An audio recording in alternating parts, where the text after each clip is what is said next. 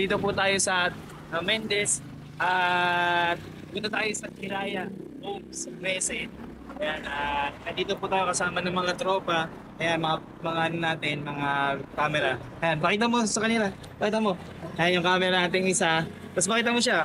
Ito yung camera boy na isa. Ayan, nahihiya pa sila. First time pa nila. Ayan. Okay.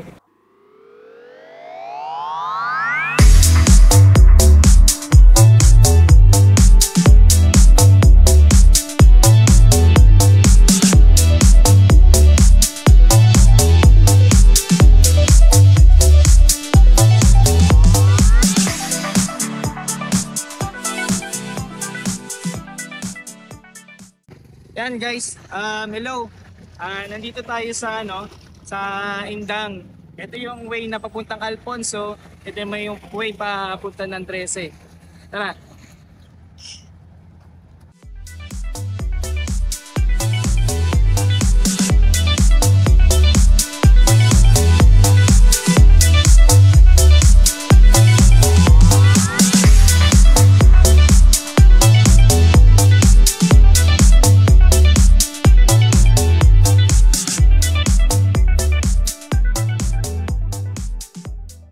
Hello guys, nandito tayo sa 13 ngayon at ito yung nakikita nyo sa right side ko is BIR. Tapos pupunta tayo sa SM 13 para dun tayo sumakay ng multicab papuntang Hiraya. Okay guys, tara!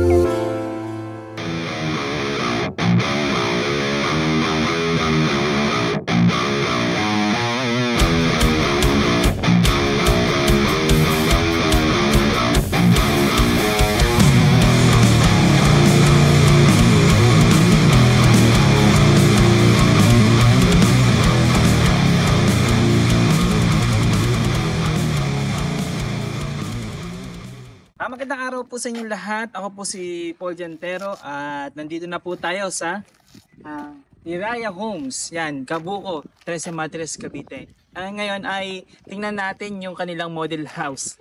Tara, samahan niyo ako.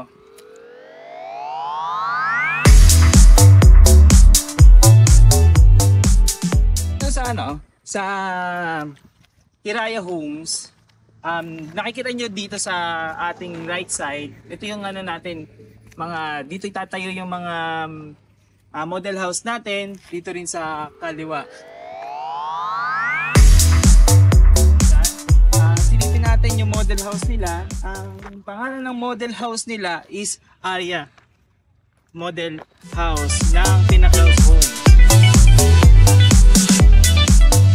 Ayan, nakita nyo naman po dito sa ating model house. Ayan is townhouse siya. At dito itong ating ipapakita is dress up unit. At ito ay corner lot.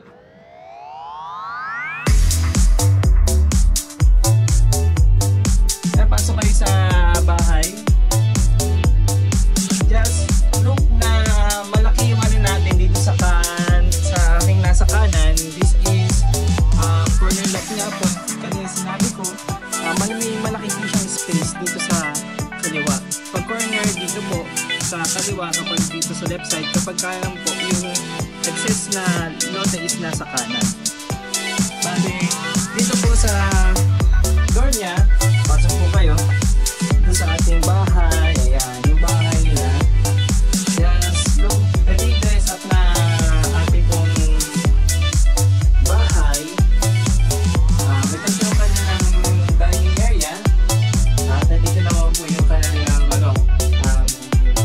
kitchen area po. And one toilet and bath dito. Dito po yung comfort room nila. Ito naman sa kanan yung living area po niya. And then taas po tayo. Bedroom po dito sa taas is 3.